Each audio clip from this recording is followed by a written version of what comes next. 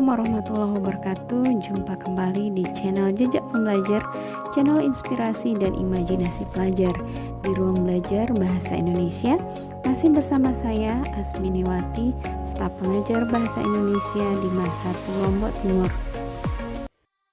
Pada kesempatan kali ini kita akan belajar tentang karya tulis ilmiah, materi pelajaran bahasa Indonesia di kelas 11. Sudah pernah belajar karya ilmiah belum?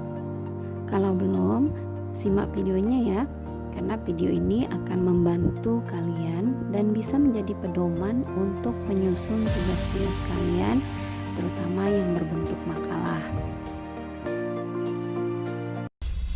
Di video kita kali ini, kita akan membahas pengertian karya ilmiah, kemudian karakteristik karya ilmiah, yang ketiga, jenis atau bentuk karya ilmiah, selanjutnya kebahasaan karya ilmiah, dan yang terakhir unsur-unsur karya ilmiah.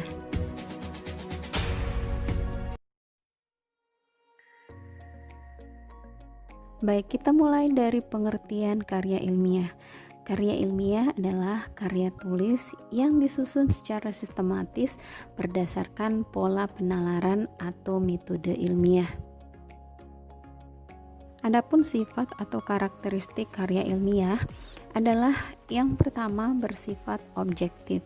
Artinya, tulisan kita tidak boleh menunjukkan keberpihakan ataupun mengangkat sesuatu yang menguntungkan pihak-pihak tertentu.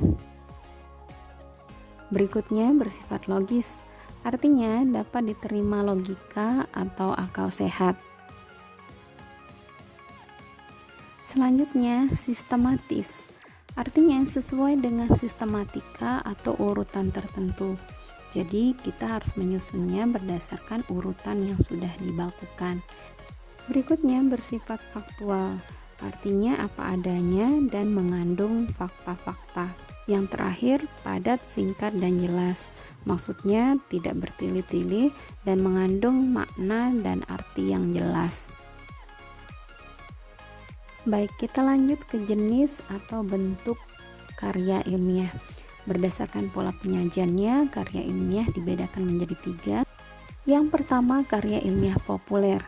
Karya ilmiah jenis ini disajikan menggunakan bahasa yang santai. Contohnya bisa kita lihat pada artikel.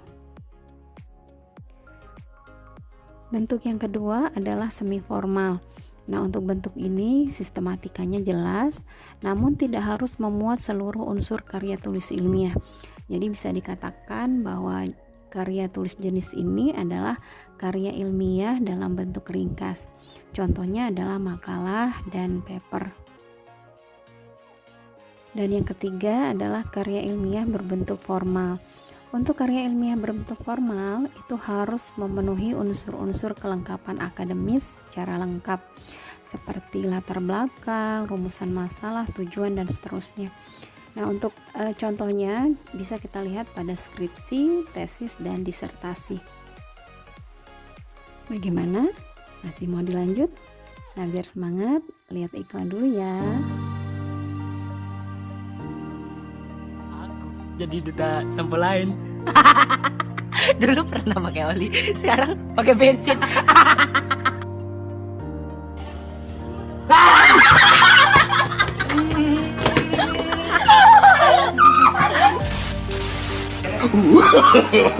No, no, no, no.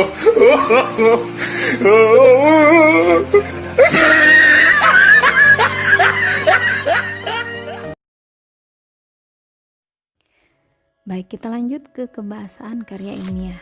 Bahasa yang digunakan pada karya ilmiah adalah bahasa baku.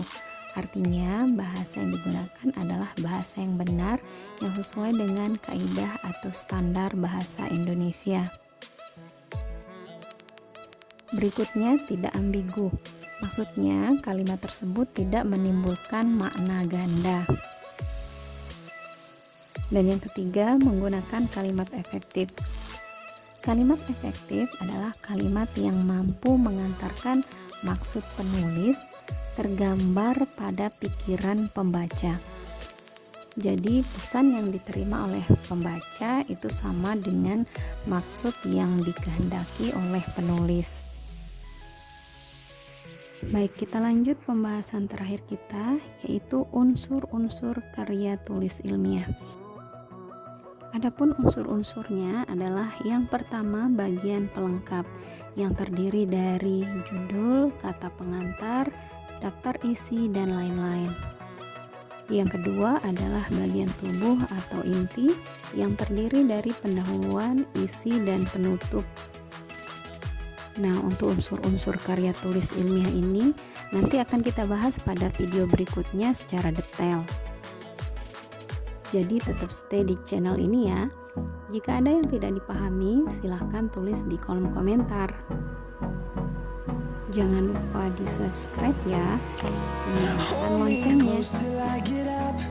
Sampai jumpa dan terima kasih.